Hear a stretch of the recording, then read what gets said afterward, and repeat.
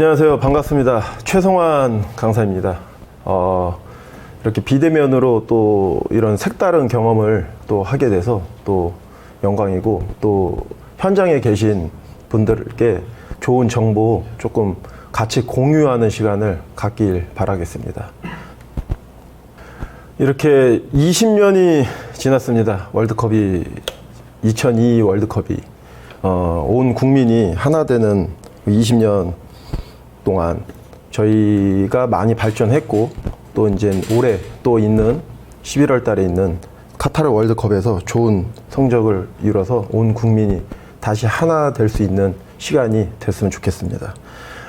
제가 진행하면서 질문이 있으시거나 그러면 채팅방에 남겨주시면은 저희가 따로 해가지고 답변하는 시간을 또 가질 예정이니, 편한 들으시면서 좀 궁금한 거나 바로바로 채팅방에 올려주시면은 저희가 참고해가지고 전달 드리겠습니다. 제 경력, 선수 경력과 주요 경력 했는데, 좀 짧은 시간에 좀 유소년, 또 청소년, 또 성인, 이렇게 좀 다양한 이렇게 지도를 통해가지고 조금 이렇게 다양하게 정보를 드릴 수 있을 것 같습니다. 그 안에서. 그래서 컨텐츠는 지금 이렇게 5단계로 좀 나눠놔서 전달 드리겠습니다. 자, 지도자 교육 목표는 선수 축구 개발에 있어서 축구 질을 높이는 데 있다고 생각합니다, 저는. 그러니까 어떻게 더 좋은 선수와 좀 더 나은 경기를 할 수 있는가, 그 안에서 지도자가 할 수 있는 거는 교육을 받고 그거를 현장에 적용시키는 이런 단계로 볼 수 있다고 생각합니다. 그래서 지금 현재 한국은 전문 선수와 생활체육으로 이렇게 좀 두 가지로 나눠서 볼 수 있지 않을까, 그런 생각이 듭니다. 지금 엘리트 중심의 한국 축구에서 생활축구 중심, 약간 선진국에 이제 가는 방향 쪽으로 그렇게 좀 바뀌고 있는데, 그 안에서 지도자가 다양한 선택을 할 수 있고 다양한 지도자가 나올 수 있게 하는 목표를 좀 가지고 있습니다. 그래서 축구는 좀 복잡한 단계에 있다고 생각합니다. 왜냐면은 축구공을 또 발로 하고 동료와 상대 선수가 있고, 또 그 안에 규칙 안에서 경기를 해야 하며 확실한 목표가 있죠. 득점을 해야 되는 그 복잡한 과정 안에서 지도자가 이 모든 부분을 어떻게 발전시킬까 하는 이렇게 다양한, 축구만 다룰 수 있을 뿐 아니라 또 다양한 분야를 좀 알 수 있는 그런 시간이 되길 바라겠습니다. 그래서 현장에서는 교과서 중심 교육이었죠. 저희가 학교에서 교육을 받을 때는. 근데 지금은 AI가 또 인공지능이 발달되면서 지금 교실에 태블릿 PC가 또 들어오고, 현장에는 그러면서 저희가 교실 안에서도 쉽게 자료를 찾아볼 수 있는, 그러니까 예를 들어서 초등학교 수업 내용에 지구의 자전으로 인한 현상과 증거를 써보라고 했다고 합니다. 근데 아이들이 거기에서 바로 정보를 찾을 수 있고 해서 이거를 암기하는 방법보다 이 문제를 창의력을 내고 그 문제를 해결할 수 있는 능력을 조금 길러주는 이런 교육 방법으로 가고 있습니다, 현장은. 그래서 이렇게 저는 운동장을 바라보면서 이렇게 좀 궁금한 질문이 좀 생기더라고요, 제 나름대로. 성인이 느끼는 축구장과 유소년 단계에서 느끼는 축구장은 얼마나 크기의 차이가 있을까. 그래서 이런 반경을 이렇게 좀 했는데, 성인 축구 면적은 2200평이라고 봤을 때 1인당, 선수 1인당 반경을 잡아먹는 평수는 200평 정도라고 봅니다. 근데 저희가 이제 8대8을 진행을 하면서 그 초등학생 아이들한테 그 반경은 160평 정도. 그러면서 그 40평 정도 차이로 인해서 얼마나 많은 아이들한테 기회가 갈 수 있고, 그런 생각을 좀 나름 해봤습니다. 그래가지고 그 안에 많은 패스와 다양한 동작이 일어날 수 있다, 이렇게 생각합니다. 그래서 지도자 역시 마찬가지라고 생각합니다.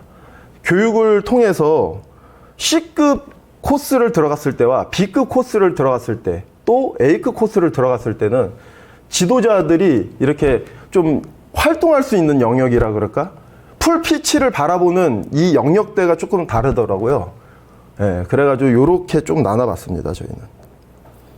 그래서 P급은 아직 제가 받지를 못해가지고 어떤 내용인지 몰라가지고, 예, 다음은 교육 안에서 개인 전술과 그룹 전술, 또 팀 전술, 거기에 대해서 아이들이 또한 선수들이 받아볼 수 있는 그 내용에 대해서 정확하게 커리큘럼으로 나눠서 진행하고 있습니다, 저희는.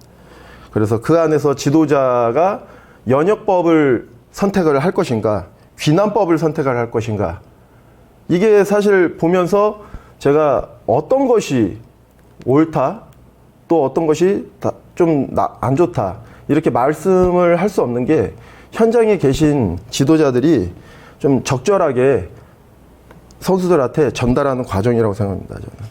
그래서 성인 선수와 유소년 선수, 또 지도자를 이렇게 관계에 있어서 성인 선수는 저희는 이제 사실 프로팀에서는 비즈니스 관계라고 저희는 이렇게 하는데, 팀 동료, 또 유소년 단계에서 지도자와 유소년 단계는 또 부모, 코치 역할뿐만 아니라 그 지도자 역할을 좀 해야 되지 않습니까? 보호자 역할. 근데 그 큰 틀 안에서 저는 성인과 유소년 이 구분 없이 그냥 인간관계, 지도자와 선수와의 인간관계, 그렇게 좀 생각을 하면 어떨까 생각합니다.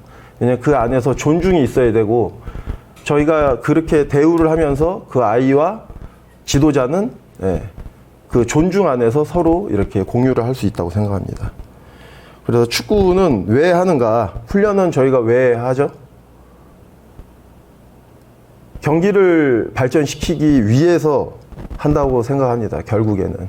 근데 그 안에서 일시적인 적응과 영구적인 적응. 예를 들어서 운동선수와 일반인의 차이는 그 평상시 맥박 이런 차이, 그거는 영구적 발전이라고 생각할 수 있겠죠. 영구적 적응.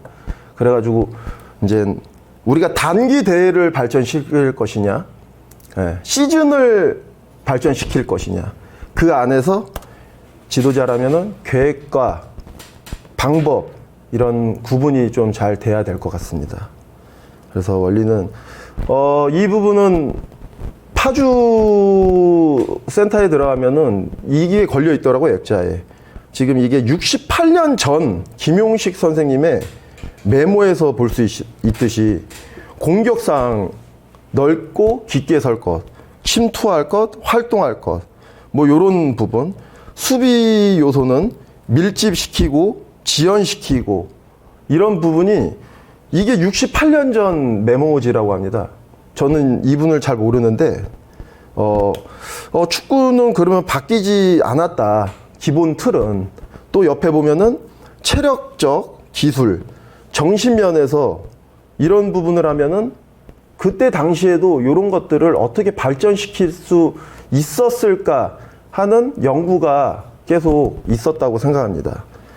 저 이 메모지를 보면서 조금 와닿았던 게 70년, 약 70년 전에 지도자들도, 예, 이 내용으로 엄청나게 고민을 했다고 생각을 하고 있습니다. 그래서 이 기술적, 전술적, 체력, 심리, 이 네 가지, 큰 틀에서 네 가지가 이렇게 따로 있는 것보다 하나로, 축구란 틀 안에 하나로 이렇게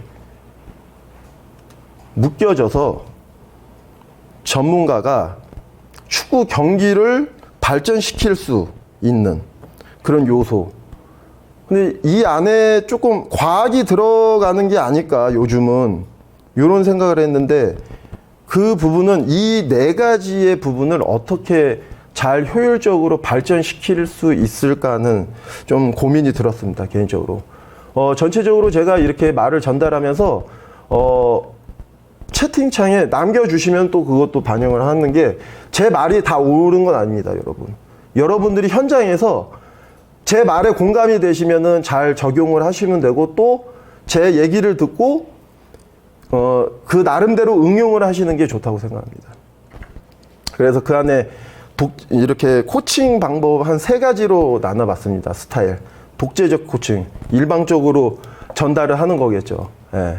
근데 그것만이 나쁘냐? 저는 또 그렇게 생각은 안 합니다. 어느 순간에는 코치가 명확하게, 예, 아이들이 좀 잘못된 이렇게 정보를 알고 있으면 좀 명확하게 전달할 필요도 있다고 생각합니다. 또 민주적 코칭, 그 아이의 상태나 이런 것들을 이제 소통을 하면서 서로 발전해 가며 이렇게 발전시킬 수 있는 코칭도 있고, 전체론적 코칭이라고 해서 3가지로 이렇게 나눠봤습니다. 전체론적은 뭐 약간 이렇게 자유방임이라고 이렇게 생각하시면 될 것 같습니다. 이렇게 해가지고 좀 어느 방향으로 가는 거에 있어서 길을 정해주기보다는 여러 가지 습득을 통해 가지고 발전할 수 있게 좀 약간 아이들을 풀어놓으면서 그렇게 발전할 수 있는 단계라고 생각합니다. 그 안에는 확실하게 티칭과 코칭이 들어가야 된다고 생각합니다. 지금 이 티칭과 코칭 이렇게 설명을 안 드리는 이유는 이전 시간에도 충분히 다뤄가지고 충분히 알고 계실 거라고 생각해서 그냥 넘어가겠습니다. 반복이 없는 반복 훈련이라고 해서 어떤 특정 움직임 속에서 어떤 대장장이 예를 들겠습니다. 이 망치질을 타겟을 두고 망치질을 계속 하는데 그게 이제 계속 같은 퍼포먼스가 나오는가, 거기에 대해서 좀 설명을 드리자고 하는 게, 초등학교 1, 2학년 대상으로 패스를 이렇게 가르치고 있는데 저희가 알고 있는 기본적인 코칭은 어떻게 되죠? 디딤발 옆에 주먹이 들어가는 사이 옆에 볼을 두고 발목을 고정을 하고 뒤에서 스윙을 하면서 패스를 하는 기본적인, 아이들한테 저희는 그렇게 설명을 할 것 같습니다. 근데 이 부분이 정확한 동작이 나와야겠죠. 하지만 저희가 지도를 할 때 패스는 인사이드로 할 수도 있고 아웃사이드나 또 다양한 방법으로 할 수도 있다고 생각합니다. 근데 초등학교 1, 2학년 아이들한테 지도를 할 때 이 친구가 정확하게 이 동작이 습득이 안 됐는데 정확한 동작은 어느 정도 알려줘야겠지만 계속 그 동작으로 인해 가지고 아이들한테 스트레스나 이런 것보다는 내가 패스를 할 곳은 저쪽이야, 정확하게 목표물만 정해놓고 그 볼이 그 목표물에 도달만 하면 된다. 이 부분도 이제 나중에 이제 또 설명을 드리겠습니다. 이 부분에서 제가 드리고 싶은 얘기는 현장에서 이렇게 지도를 하면서 1, 2학년 친구들이 패스가 안 되는 거예요. 계속 발목을 이렇게 직각으로 열어가지고 패스를 하면은 계속 각도가 닫아서 발등으로 하게 되는 그런 현상이 많이 일어나더라고요. 그래가지고 조금 논문이나 이런 것들을 찾아봤습니다. 약간 해부학적으로 이제 들어가면은 그 연령의 아이들은 이 골반이 이렇게 빠지는 게 자유롭지가 못하다고 하더라고요. 예. 그러면서 그거를 동작을 부자연스럽게 계속 연출을 하는 그런 동작이 계속 이루어진다면은 그 아이들 고관절에 좀 물이 차거나 좀 부상이 올 수 있는 이런 부분도 저희가 이렇게 연구를 통해 가지고 발전을 같이 시켜 나가야 된다고 생각합니다. 그래서 아까 말씀드리고 싶었던 것이 행동 중심의 피드백이냐, 결과 중심의 피드백이냐, 지도자라면 어떤 피드백을 주실지 좀 고민을 해봐야 될 것 같습니다. 현장에서 뭐로 차든 그냥 득점만 하면 되는 거 아닙니까, 저희가? 네, 그거는 결과 중심적 피드백. 근데 차는 동작에 있어서 정확한 폼이 나와야 된다 그러면은 어떤 특정 동작의 피드백이 이루어져야 된다고 생각합니다. 그래서 이 모든 선수의 변화가 많이 있죠. 클럽화 되면서 엘리트에서 또 클럽으로 넘어가면서 모든 아이들이 쉽게 축구를 접할 수 있는, 집 앞에만 나가면은 축구장, 축구 교실, 축구를 배울 수 있는 곳이 많이 생겼다고 생각합니다. 또 지도자, 거기에 맞는 또 지도자들 역시 많이 생기고 있습니다. 학교나 또 클럽이나 그 안에서 저희는 그거를 어떻게 잘 축구 발전을 위해서 잘 지도자가 교육받기를 원하고 있습니다. 시설 역시 많은 또 축구장이 생기고 또 그 안에서 최종적으로 리그나 대회가 많이 열리면서 그 아이들이 연습한 내용을 결국 보여줄 수 있는 그런 장소가 또 필요하다고 생각합니다. 지도자가 팀에 미치는 영향력, 이걸 약간 리더십 얘기를 드리고 싶어서 하는데, 저는 지금 현재 독립구단 감독을 하고 있습니다. 이게 하면서 코치 생활을 하다가 지금 이제 감독이 이제 됐는데, 이 지도자가 얼마나 중요한지, 예, 지도하면서 한 번 더 느끼게 됐습니다. 지금 형태가 독립구단은 조금 선수들 자체가 좀 이렇게 자유로워요. 이렇게 운동이나 이렇게 생활이나 이런 부분에 자유로운데, 그 안에 지도자가 어느 방향성을 갖고 가느냐에 따라서 그 아이들이 믿고 따라올 수 있고, 예, 또 한편 일찍 그만두는 이런 상태가 좀 있다고 생각합니다. 그래서 최근에 올림픽을 통해 가지고 이 배구 감독님, 이탈리아 출신이죠. 이렇게 보면은 경기 밖에서는 선수들과 친구처럼 소통하는 부분, 또 데이터 중심, 정확하게 피드백을 항상 이렇게 아이패드나 이렇게 태블릿 PC를 끼고 다녀요. 경기 때도. 선수와 대화할 때 경기적인 부분, 대화할 때 정확하게 피드백을 주기 위해서 약간 그런 거를 활용을 한다고 생각합니다. 또 축구 쪽에서는 독일의 지금 나겔스만 감독님이 또 지금 오르고 있죠. 그래서 지도자는 끊임없이 자기 개발과 소통을 위한 노력을 해야 된다고 생각합니다. 현재 현장에서는 학교팀이 있었죠, 저희는. 또 지금 바뀌면서 클럽팀이 또 많이 생기고 있습니다. 근데 이렇게 보면서 제 개인적인 생각은 좀 애매하게 섞여 있는 팀이 좀 있다고 생각해요. 학교 안에 클럽화 만든, 클럽인데 학교에서 다 같이 수업을 받고 다 같이 합숙을 하고, 이런 부분도 약간 한국만의 문화가 아닌가 이렇게 생각이 듭니다. 그래서 비교를 해봤습니다.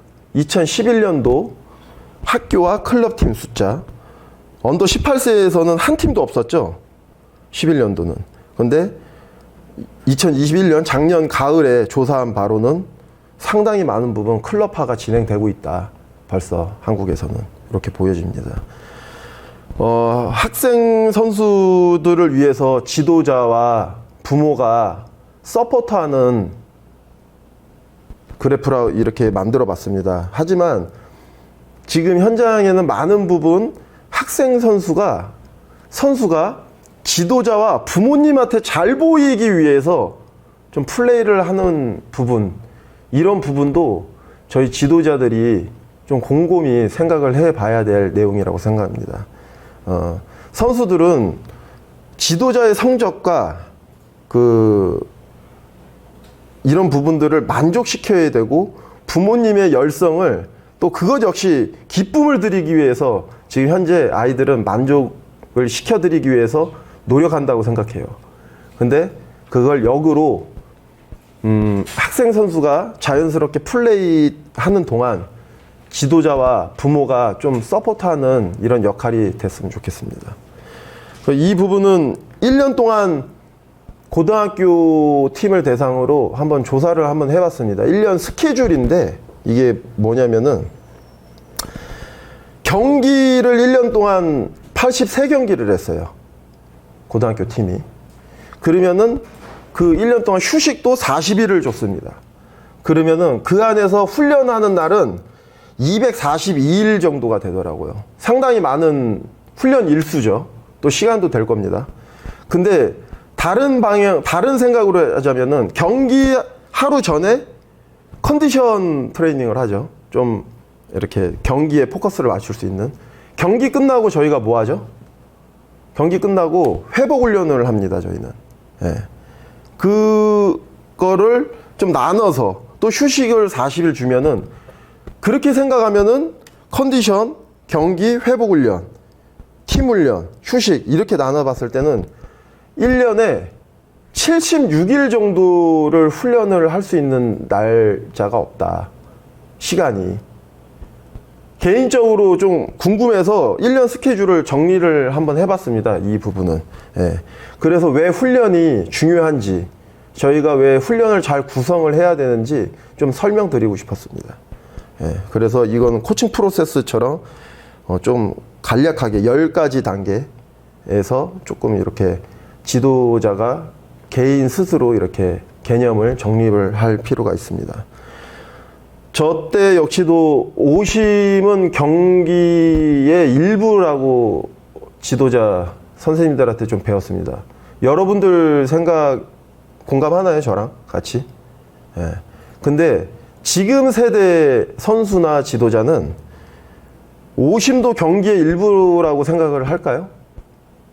예. 이 젊은이들이 옆에 사진은 e스포츠 현장 사진인데 진짜 엄청 많은 관중들이 몰려있죠. 또한 야구에서는 이제 천천히 심판들 영역이 작아지고 있다고 생각합니다. 또 축구 역시 오류를 줄이기 위해서 비디오 판독 시스템을 도입을 했습니다. 근데 이것 역시 경기에만 적용이 될 것인가 하는 의문점은 저는 있습니다. 미래를 예측을 했을 때 이 젊은 세대들은 경기뿐만 아니라 훈련에 있어서 좀 정확한 정보와 이렇게 오류가 없는 훈련 구성이 좀 필요하다고 생각합니다. 그래서 오늘 결국에 제가 드리고 싶은 얘기로 이제 들어가겠습니다. 방법인데 저희가 이렇게 저도 이렇게 배웠습니다. 도입, 발전, 경기 순으로. 근데 현재 교육 과정은 이렇게 6단계로 나눠서 진행을 하고 있습니다. 이 6단계가 무엇이냐 하면 가이드를 해주는 겁니다. 이 안에서 이제 어떤 훈련을 할 것이다. 예. 뭐 어떻게 보면은 가이드 1 부분에서는 워밍업 정도의 단계라고 또 생각을 하시면 됩니다. 그래서 이 가이드 1, 2 단계를 도입 정도의 훈련, 예, 우리가 오늘 어떤 훈련을 할 것인가에 대해서 정보를 주고 몸에 익히는 과정. 트랜스퍼는 그냥 발전이라고 생각합니다. 명시가 되어 있는 게 경기와 유사한 형태, 뭐 이렇게 명시가 되어 있는데 이게 완전 발전 단계였다면 그 사이에 어플라이라고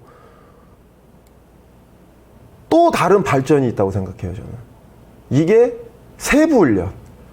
그러니까 이 단계에 있어서 어떻게 구성을 좀 더 디테일하게 할 건지 천천히 얘기를 나눠보겠습니다.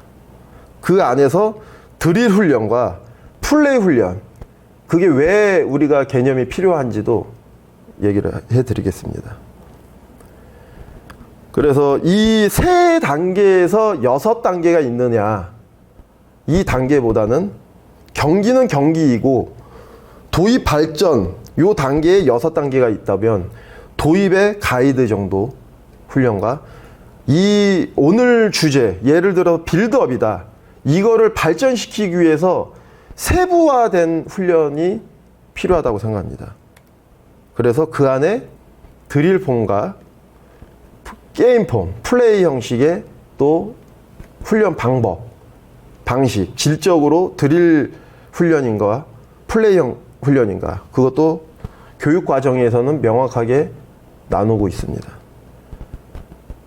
그래서 C급 단계에서는 가이드 1, 2를 통해서 트랜스퍼가 바로 있습니다. 경기와 유사한 형태를 바로 가이드 다음에 넣어놔요. 그리고 어플라이 1, 2, 최종적으로 트랜스퍼, 이렇게 발전을 시키고 있고, B급, A급에서는 가이드, 어플라이, 트랜스퍼, 이렇게 점진적으로 발전을 시키고 있습니다. 근데 이상한 거는 교육의 그 점진적 원칙은 당연히 가이드, 어플라이, 트랜스퍼 단계가 맞습니다. 하지만 저희가 현재 C급에서 다루고 있는 거는 가이드가 끝나고 트랜스퍼를 갖다 놔요. 네. 발전 또 이제 발전하는 트랜스퍼는 발전하는 단계라고 생각하시면 되고 어플라이는 적용 단계라고 생각하시면 됩니다. 그래서 이게 왜 여기에 있느냐 저희가 질문이 이제 가면서 또 말씀이 이렇게 해서 도입과 발전, 경기 이렇게 해서 세션을 나눌 수 있다고 생각합니다. 그래서 가이드 부분, 어플라이 부분, 트랜스퍼 부분 이렇게 명확하게 또한 점진적 발전을 원하신다면 이런 진행 순서대로 묶어서 훈련 구성이 필요하다고 생각합니다. 그래서 이제 저희가 C급에서 다루고 있는 그 주제에 어떤 내용들로 구성을 해야 된다. 또한 드릴 폼이냐 게임 폼이냐 그 안에 시간도 정확하게 명시를 또 하고 있습니다. 그래서 이렇게 복잡한 단계라고 1차에 설명을 드렸습니다. 가이드, 트랜스포 올라갔다가 어플라이 또 다운시켰다가 트랜스포 경기식으로 이렇게 발전시키는. 근데 하다 보니까 강습회를 진행을 하면서 이거는 결국에 게임을 가기 위한 훈련 방법이다. 구성이다. 이런 생각이 들더라고요.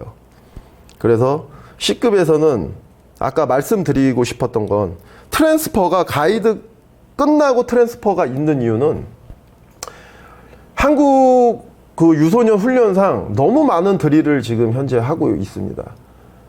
저도 지금 그 아들이 축구를 하는데 이렇게 훈련장 구경을 가면은 드릴 훈련, 드리블 훈련을 하면은 줄을 세워놓고 이런 훈련들을 하곤 합니다. 그게 뭐 틀렸다고 말씀드리는 건 아니고 관리가 좀 쉽고 그 동작, 반복적인 정확한 동작이 나오면서 그 선수가 습득을 할 수가 있겠죠.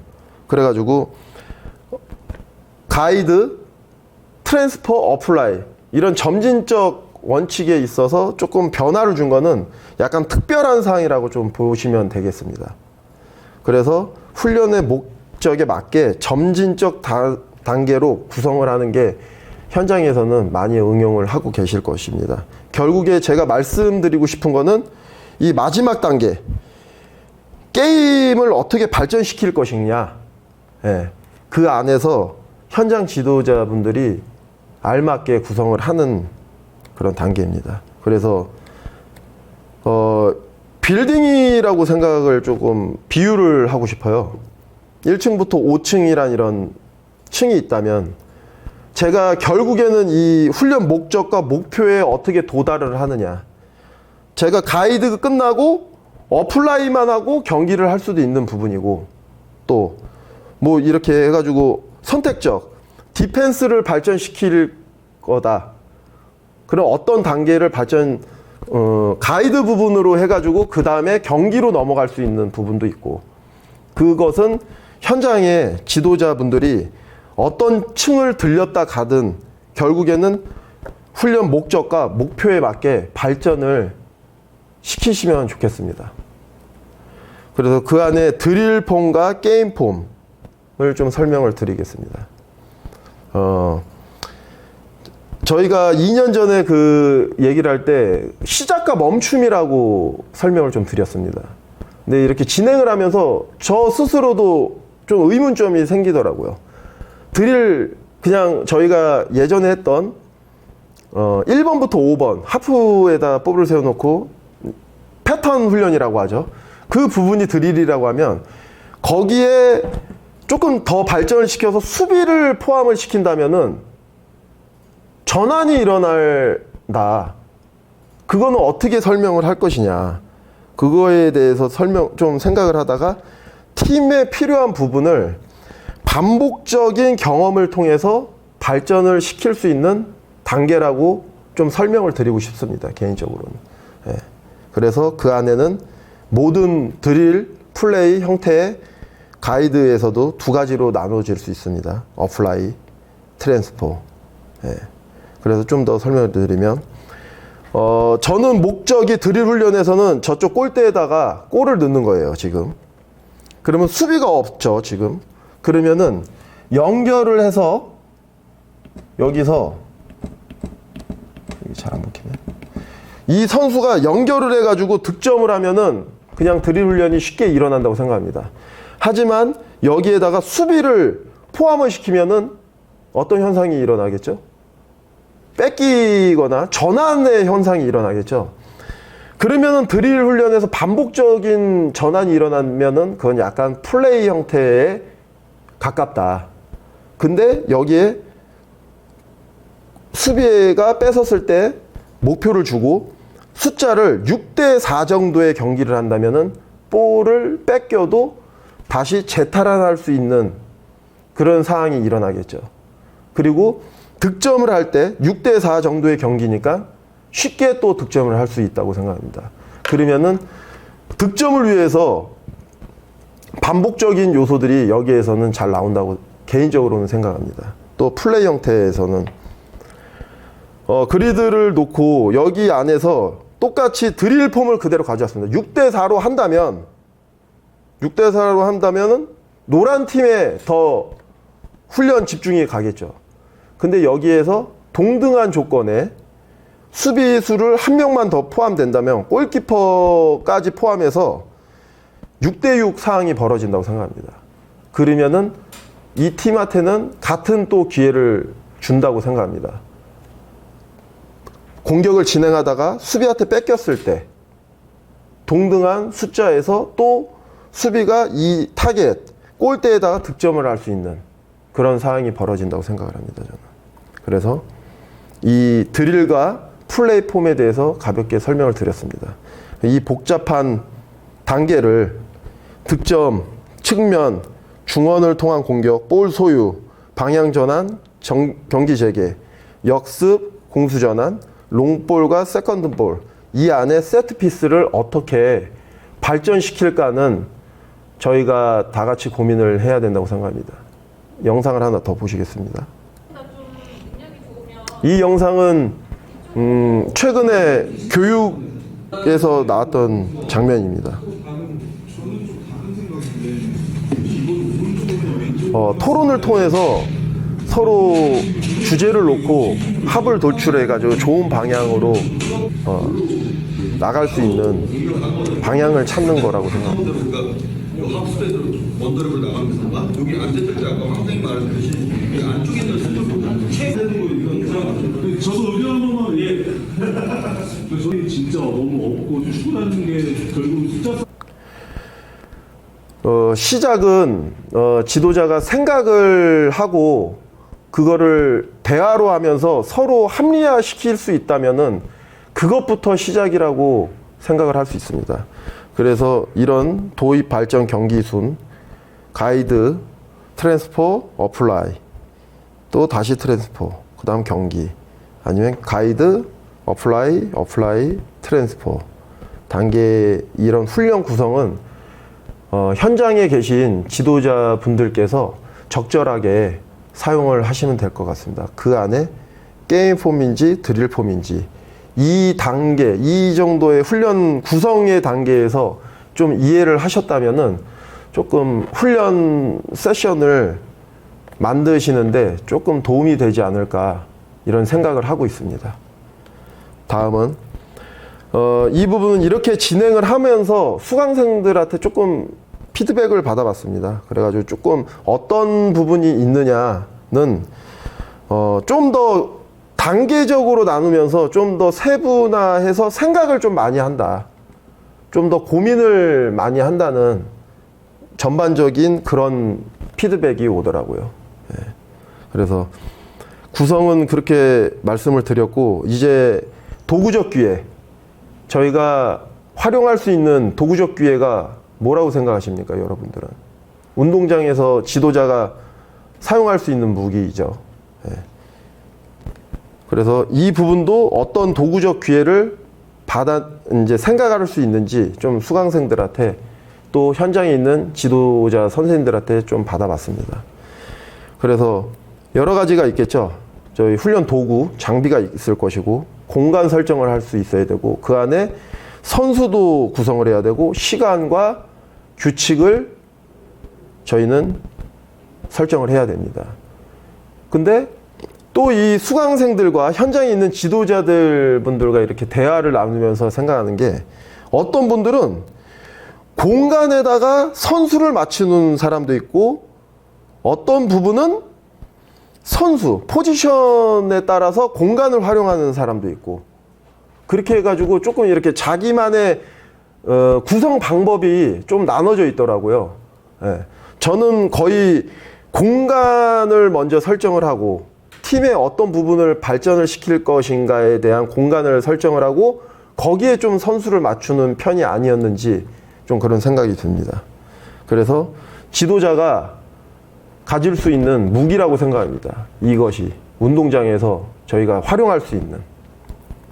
그래서 공간을 설명드리겠습니다.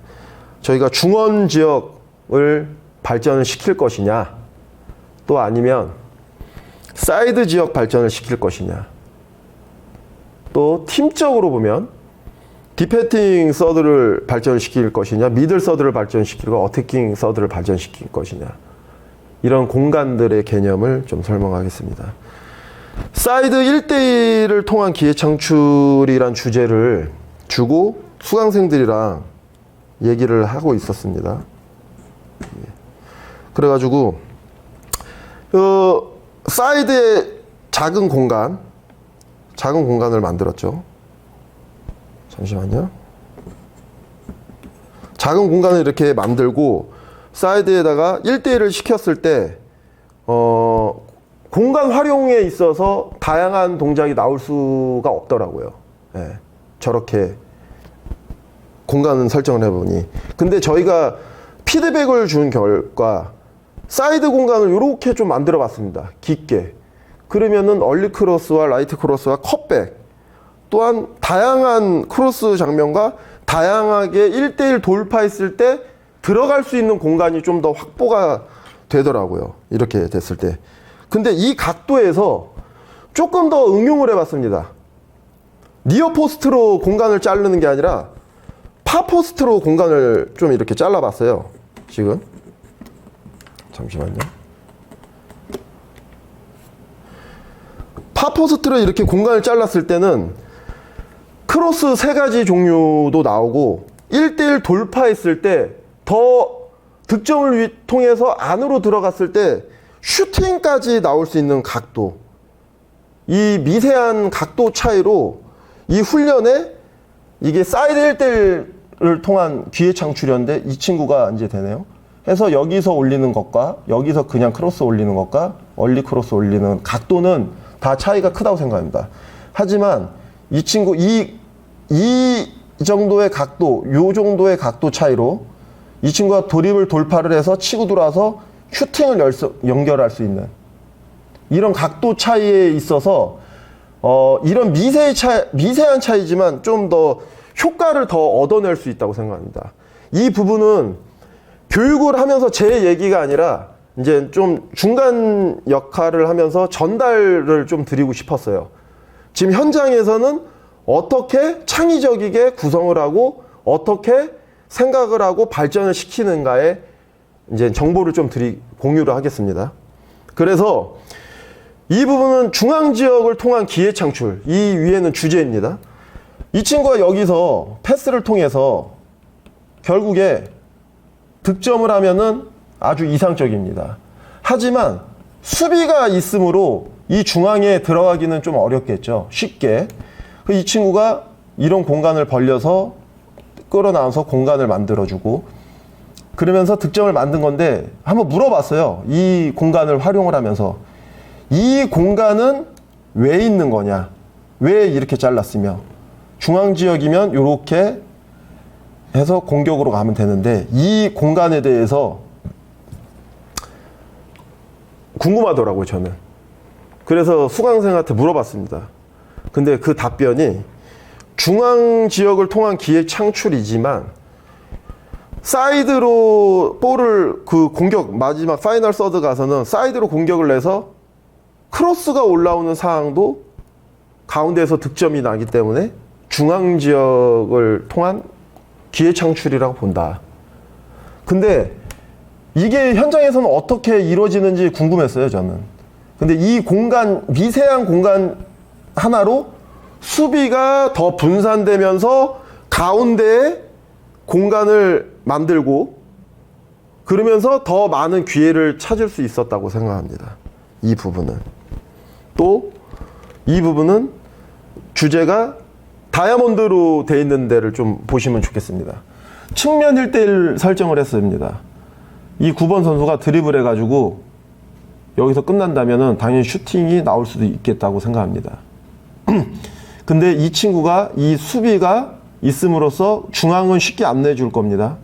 사이드로 돌파됐을 때 결국의 목적이 크로스다 봤을 때 이 타겟을 여기에 배치한 이유입니다. 이것이. 그래서 여기서 1대1을 하다가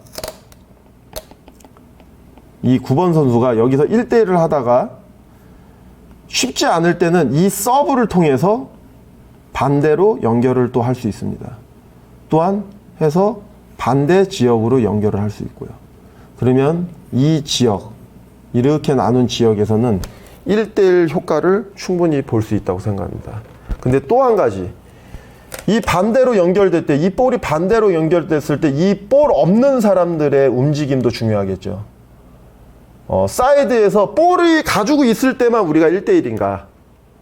예. 볼이 없을 때 움직임도 수비와 맞닥뜨리면 그것도 1대1이라고 생각합니다. 저는. 그래서 이렇게 다양한 그리드 활용을 통해 가지고 발전을 시킬 수 있습니다. 그래서 요 계란 모양의 원을 활용해서 여기서는 터치수 제한을 줘가지고 사이드 공간을 발전시키는 게 훈련 목표였습니다. 네. 저도 이렇게 다양한 생각이 나올지는 몰랐습니다. 해가지고 이렇게 다양한 공간 구성으로 인해서 얼마큼 효과를 볼 수 있느냐, 네. 저도 의문이 들었었는데, 네. 상당히 저 나름대로 이렇게도 발전을 시킬 수 있구나. 예. 요즘 현재 이 구성 단계는 현재 C급 수강생들의 활용입니다. 지금 C급 수강생들의 이 식빵 모양 2개의 그리드를 해놓고 제한을 줬습니다. 터치수 제한을. 왜? 주제는 사이드 발전이기 때문에.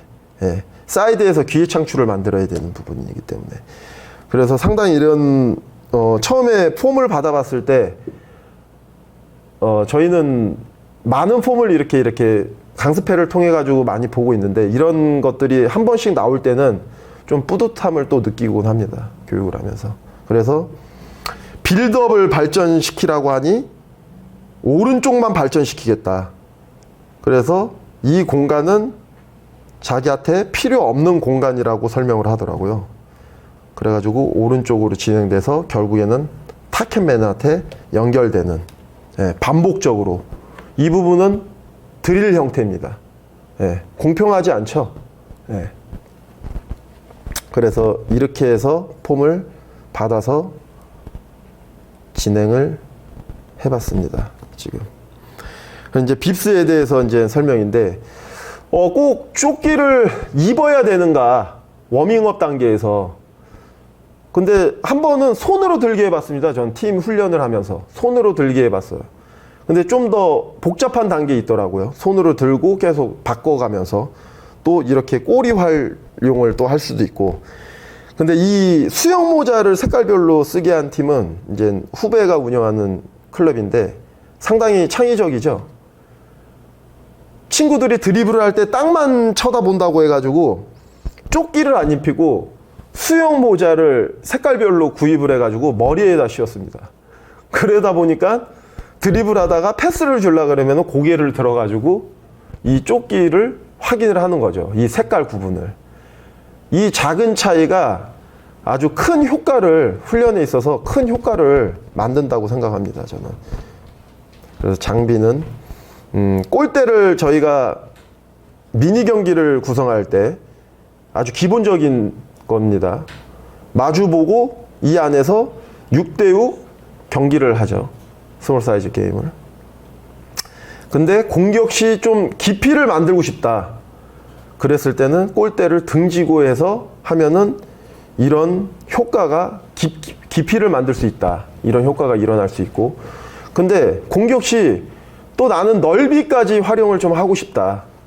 그러면은 골대를 살짝 옆으로만 돌려준다면은 공격수들이 골을 넣기 위해서 넓게 퍼지는 현상이 있습니다. 이 부분은 저도 궁금해가지고 그냥 팀 훈련하면서 조금 해보니까 아, 이런 훈련이 있다. 효과가 있구나. 예, 명확하게 좀 알 수 있었습니다. 그래서 지도자는 이런 무기를 잘 이용을 해가지고 적재적소에 활용하시기 바라겠습니다. 그 안에 시간과 규칙은 보이는 게 아니죠. 시간과 다른 뭐 선수나 빕스나 장비 이런 부분은 다 사실 눈에 보였었는데 이런 시간과 규칙은 눈에 보이는 거 아닙니다. 현장에서 훈련을 진행하면서 선수의 상태나 모든 요소들을 고려를 해가지고 좀 적재적소에 시간 구성이나 예를 들어서 공격을 역습 훈련을 한다. 뭐 7초, 12초 안에 넣어야 된다. 이런 구성에 있어서 지도자가 잘 응용하면 좋을 것 같습니다. 그 다음 규칙은 뭐 터치 수를 몇 번 안에 패스를 줘야 된다. 뭐 약간 득점은 항상 크로스에 의한 헤딩으로만 해야 된다. 아니면 득점은 큰 박스 안에서만 해야 된다. 이런 규칙을 통해서 원하는 목표와 목적 달성을 위한 길이라고 생각합니다. 그래서 도구적 활용은 마쳤습니다. 이 사진은 유튜브나 현재 이런 데에서 많이 나오죠. 이런 다양한 공간의 활용도는. 근데 이제 C급 선생님들 이렇게 수강생을 하면서 이 안에 어떤 목적이 있고 어떤 목표가 있는지 정확하게 모르더라고요. 그냥 보고 가져와서 구성을 처음에 해봐요. 예. 아직 이제 시작하시는 단계입니다. 근데 저희들은 그냥 지켜볼 뿐이죠. 그리고 나중에 해보시고 나서 피드백을 줍니다. 저희는 그 안에 실행을 나쁘다고 생각은 안 해요. 왜? 자료를 찾은 것부터 이 친구가 노력을 한 거죠. 교육에 들어와서 주제를 받고 어떤 목적을 발전시킬 수 있는가에 대해서 자료를 찾은 것부터가 시작이라고 생각합니다. 그런데 그 안에 실행을 통해서 어떤 효과가 있더라. 그것만 알면은 그 친구한테 많은 도움이 된다고 생각합니다. 저 역시도 유튜브나 이런데 많이 자료를 찾고 다닙니다. 근데 그게 과연 틀린 것인가? 이런 좋은 아이디어가 있으면은 지도자들끼리 서로 공유하고 저희가 이렇게 논해야 되지 않는가 생각이 됩니다. 그 안에는 결국에는 어떤 목적이 있고 어떤 효과가 있고 과연 이 훈련의 목표가 있는지가 뚜렷이 지도자가 파악을 하고 있어야 됩니다. 육하 원칙에 의해서 무엇을 어떻게 발전시킬 것이냐, 누구를, 왜, 이런 부분이 지도자 여러분들이 조금 명확하게 개념 정립이 필요한 단계입니다. 그러면서 잘 훈련시켜서 미래에 이런 선수가 또 다시 나올 수 있게 저희가 잘 지도를 했으면 좋겠습니다. 방법론에 대해서는 마쳤습니다. 그러면 어떤 효과가 있느냐? 8대8 시행한 지가 보니까 한 4년째인 걸로 제가 알고 있습니다. 4년째. 그래서 그게 좀 약간 궁금해서 한국과 일본 비교를 좀 해봤습니다. 100개 팀을 놓고 어떤 형태로 경기를 하느냐. 어떤 형태로 경기를 하느냐. 저는 여기서 이렇게 화면을 보는데 여러분들이 여기에 이렇게 보입니다. 사실 막 왔다 갔다 하시고 장난도 치시고 인사도 하시고 하는 게 다 보여가지고 어떤 형태로 경기를 하느냐. 결국에 이 많은 시스템적 요인들은 지도자들이 그 팀에 맞게 전술적으로 짠다고 생각합니다. 그 안에서 가장 많은 게 313, 331도 되겠죠. 뭐 241, 322, 232 다양하게 사용을 하고 있습니다. 근데 그 안에 가장 찾고 싶은 거는 어떤 다이아몬드, 어떤 삼각형을 만들 것이며 어떤 다이아몬드 형태를 만들 것이냐. 예, 세로 더블 다이아몬드를 만들 것이냐, 가로 더블 다이아몬드를 만들 것이냐. 거기에 대해서 또한 선수들 간의 간격 유지나 이런 것들이 효율적으로 팀으로 돌아가길 바라겠죠. 그 다음 수비적인 요소에서 어떻게 이런 형태를 가지고 있다면 어떻게 방어를 할 것이냐. 예, 이런 목표가 있다고 생각합니다. 저희가 훈련을 시키는 것도 중요합니다. 저희 현장에서 아이들을 훈련을 시키는 게 가장 중요하겠죠. 근데 이게 초과보상 그 논문 자료인데요. 훈련을 시키고 나서 휴식이 없이는 발전이 없다고 생각합니다. 이 여러분들이 이제 나중에 좀 디테일하게 공부를 하실 거면은 자료를 좀 찾아보시는 것도 좋을 것 같고, 간단히 설명을 드리자면은 일정한 부하 후 충분한 영양 섭취나 휴식을 취하게 되면 훈련 이전의 상태보다 향상된 퍼포먼스가 나온다. 이것이 초과 보상 원리라고 보시면 됩니다. 예. 훈련을 통해서 신체가 부하를 받은 걸 회복하면서 재생하는 과정에 있어서 퍼포먼스를 증가시킨다는 내용인데, 팀 훈련이 있죠, 저희가. 그 다음 저희가 외부에서 레슨을 하고 있습니다. 지금 한국에는 많은 선수들이 팀 훈련과 레슨을 돌아가고 있습니다. 이렇게 주변에서 이렇게 보는 내용이, 팀 훈련 끝나고 아이들은 30분 안에 차 안에서 간식을 먹고 바로 레슨을 가는 게 종종 보이더라고요. 근데 그 친구는 결국에 나중에 다쳐서 장기간 쉬더라고요. 근데 이것 또한 지도자의 몫이라고 생각합니다. 뭐냐면은, 당연히 지금 레슨을 저희가 안 받아들일 거냐, 또 그거는 아닌 것 같아요. 지금 한국의 그 문화상. 그러면은 지도자끼리 팀 훈련이 일주일에 어느 정도 부하였다, 공유를 레슨 선생님과 하셔야 된다고 생각을 해요. 좀 중요한 부분이 아닐까 또 생각이 드는 게, 이 선생님들끼리 공유가 없다면은 팀 훈련도 어느 정도 수준에서 시켰을 것이고, 1시간 반에서 2시간 정도 시켰을 것이고, 레슨을 가면은 소수 인원으로 강도가 아주 높은 단계에서 훈련을 시킨다고 생각을 합니다. 예. 그렇기 때문에 결국에 받는 거는 선수 당사자이지 않을까. 근데 이 모든 것이 지도자와 조금 잘, 팀 지도자와 레슨 지도자 잘 공유를 해가지고 아이들한테 어떤 휴식을 좀 줄 것이냐, 이런 것들도 조금 고민해 봐야 되지 않은 부분인가 생각을 했습니다. 그래서 저희가 다양한 선수만 나와야 되느냐, 당연히 지도자들 역시 다양한 색깔의 지도자가 나와야겠죠. 근데 그 지금 교육과정이나 이런 안에서 저희는 창의적이고 생각할 수 있게 그런 길로 가려고 하고 있습니다. 그렇기 때문에 같은 생각, 그 하나된 생각이 아니라, 저희가 얘기를 했을 때 다른 의견이 있으면 얘기를 하는 것부터, 자기 의견을 얘기를 하는 것부터 시작이라고 볼 수 있습니다. 그래서 아시아 총괄 강사인 그 빔 쿠어벳 총괄 강사가 좀 저희 한국 시장을 보고 얘기를 한 내용입니다. 이거는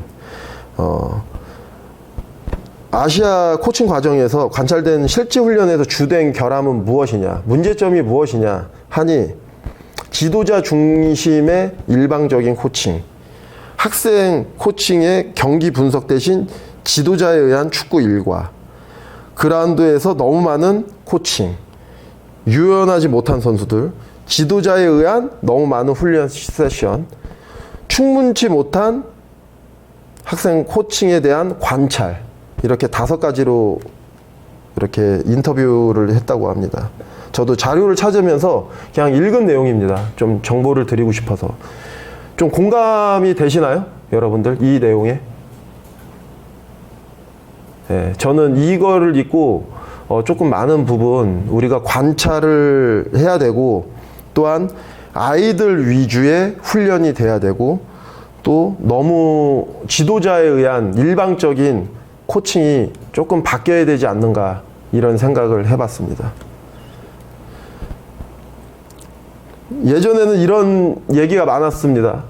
예, 저 녀석은 축구 센스가 좋아. 축구 지능이 좋아. 근데 여러분들은 이 축구 지능이라 하면은 뭐라고 생각하십니까? 어떤 걸 잘해야지 축구 지능이 좋다고 생각하십니까? 예. 저 어렸을 때 이 부분을 사실 지도자 선생님들한테 제가 많이 들은 건 아니고, 예, 많은 얘기를 했습니다. 기술이 좋은 것보다 쟤는 축구 센스가 있어. 근데 축구 안에서는 이 3단계에서 아까 처음에 말씀했듯이 복잡한 과정 안에 나와의 상대 관계, 또 그 스캔을 통해서 빠른 결정, 또 경기에서 목표, 미드필드라면은 어시스트, 패스를 잘 넣어주는 거겠죠. 또 수비라 하면은 잘 맞고 잘 주는 거겠죠. 그것들을 아주 효율적으로 하는 선수가 지능적이지 않는가 싶습니다. 하지만 이것들이 선수가 개인적으로 발전을 시켜야 되느냐, 또 지도자가 발전을 시킬 수 있느냐, 그것도 고민을 해봐야 될 것 같습니다. 그래서 인지능력 훈련, 카오스 훈련이라고 합니다. 그러니까 정돈된 훈련인 것 같지만 뭐랄까 질서와 무질서의 중간쯤, 무질서한 것처럼 보이지만 그 안에 질서가 있는. 그러니까 예를 들어서 제가 울산 팀에 있을 때 그 사거리를 지나면서 그 울산 현대중공업 쪽에서 이렇게 오토바이들이 이렇게 막 나와요. 근데 이게 차선도 없는데 상당히 이렇게 복잡하게 엇갈리게 가는데 그 안에는 질서가 있는 거죠. 그 나름대로의. 그렇게 조금 설명을 좀 드리고 싶습니다. 그래서 이 인지 능력을 선수들이 기술적인 것들을 발전시키는 것도 중요하지만 워밍업, 가이드 단계에서 오늘 훈련이 어떤 것이다, 인지를 시키고 들어가면 더 효율적이지 않을까 싶습니다. 그래서 카오스, 다음에 기회가 된다면은 이 인지 능력 훈련과 카오스 훈련에 대해서 조금 얘기를 나눠보고 싶어서 넣어봤습니다. 그래서 이거는 피트니스 교육과정에서 제가 배웠던 내용인데 이렇게 복잡한 단계의 구성이 있더라고요. 신체 능력과 인지 능력으로 이렇게 나눠서 그 안에 시간에 대한 압박도 받을 수 있고 공간에 대한 압박도 받을 수 있고 또 촉각에 대한 훈련 강도에 대한 압박을 받을 수 있는데 그 안에서 신체 능력과 인지 능력이 어떻게 조화롭게 빠르게 나올 수 있느냐가 축구 지능이 아닌가, 축구 또한 수행 능력이 아닌가, 이렇게 생각을 해봤습니다. 그래서 첫 번째 저희 지도자가 하려면은 축구를 이해를 해야겠죠. 지도자는 계획을 해야겠죠. 시즌 계획도 해야 되고 장기적으로 잘 구조화를 해가지고 선수를 발전을 시켜야 된다고 봅니다. 또 축구에 대한 지식도 당연히 있겠죠. 그 안에서 가장 중요한 거는 다른 사람과의 견해를 공유하고 합리화를 시켜야 된다고 생각합니다. 저는. 또한 그 안에서 배움과 열정, 여기에 들어와 계신 300명 정도의 선생님들은 배움과 열정이 또 있다고 생각합니다. 그 안에서 또 동기부여, 성공적인 지도자는 긍정적인 마인드가 많습니다. 그것 역시 팀에도 적용이 된다고 생각합니다. 동기부여를 어떻게 줄 것이냐, 긍정적인 효과를 주면서 잘 이끄시길 바라겠습니다. 또한 선수 파악이 돼야겠죠. 선수 개인 개인마다 틀리니까. 또한 잘 듣고 효과적인 경청이라고 효과적인 소통은 경청부터 시작한다고 생각을 합니다. 그 안에 의사소통을 어떻게 할까? 의사소통 뭐 말로만 해서 되는 거냐? 또 그거는 아니라고 생각합니다. 그 선수와 나와의 신뢰도가 있어야겠죠. 예, 신뢰가 있고 선수가 저를 또 존경을 하고 저 역시 그 선수를 존중을 하며 그래야지 잘 의사소통이 될 것 같습니다. 그 다음 가장 중요한 부분이죠. 선수는 경기장 안과 밖에서 팀에 대한 규칙을 준수를 해야겠죠. 지도자 역시 마찬가지입니다. 지도자 역시 선수한테만 이것들을 규율을 지켜라 하면은 그것은 안 되고 지도자가 먼저 모범을 보이고 하는 방향으로 가야 된다고 생각합니다. 그 다음에 팀을 위해서 또한 선수를 위해서 헌신과 열정을 나타내야겠죠. 여기에 들어와 계신 수강생분들 역시 축구를 사랑하고 좋아하기 때문에 여기에 계신 거라고 생각합니다. 이제 마무리 단계입니다. 빙산인데 90%가 바다 밑에 이렇게 잠재되어 있습니다. 잠재력이라는 게. 근데 이거는 선수만이 가지고 있느냐? 그것은 또 아니죠. 지도자 역시 발전시킬 수 있다고 생각합니다. 자기가 가지고 있는 것을 계속 숨기지 말고 표현을 하시면서 현장에서 잘 나가길 바라겠습니다. 그래서 이게 수면 위로 올라올 수 있게끔 저희가 노력을 해야겠죠. 마지막 사진인데 이렇게 저는 코스를 하면서 이 사진을 보여줍니다. 지도자 한 명이 같은 나무에다가 이제 영양분을 주는데 어떤 선수는 코칭을 잘 받아가지고 지도를 잘 받아서 미래에 큰 수확을 할 수 있을 것이고 어떤 선수는 저렇게 메말라 죽을 것입니다. 지도자에 의해서.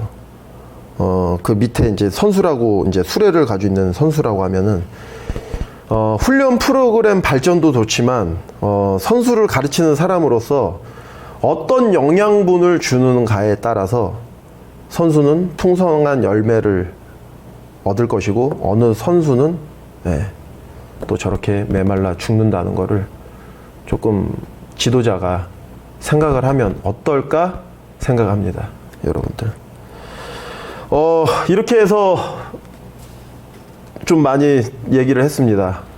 좀 이런 경험은 또 처음인데 대상이 앞에 없고 보수교육 온라인을 통해서 이렇게 한 부분은 처음인데 상당히 말하는 내내 긴장도 되고 많은 생각이 또 듭니다. 제가 좀 어떻게 여러분들께 잘 전달됐는지 궁금합니다. 아무튼 질문이 좀 있나요? 좀 이렇게 해서 채팅에 몇 개 이렇게 들어왔는데 일본 훈련 방식도 좀 지금 일본 유소년과 그 아까 비교해서 일본에 가보아서 유소년들을 모니터링 해본 적은 없습니다. 하지만 유럽에 갔을 때는 종종 봤습니다. 근데 한국 선생님들이 더 잘 가르치시는 것 같아요. 유럽 선생님보다 더 다양하고 그 축구에 대해서 그 아이들한테 쏟아 부으는 시간과 열정은 어느 나라 선생님들보다 못지 않다고 생각합니다. 그것들이 우리나라가 잘 됐다 잘못됐다가 아니라 다양한 지도자 안에서 훈련 방식이 좋은 게 나타나면은 또 이렇게 공유를 하면서 좋은 방향으로 갔으면 좋겠다고 생각합니다. 또 있습니까? 또 이 채팅에 한 40 몇 개 이렇게 들어와 있는데, 해가지고 제가 오늘 이렇게 강연을 맡아서 진행하였는데, 여러분들한테 조금이나마 도움이 되는 시간이었기를 바라겠습니다. 또 들으시고 또 다른 궁금한 점이 있으시면 이 밑에 이메일로 질문을 남겨주시면은 또 이메일로 답변을 드리겠습니다. 그러면 수고하셨습니다. 감사합니다.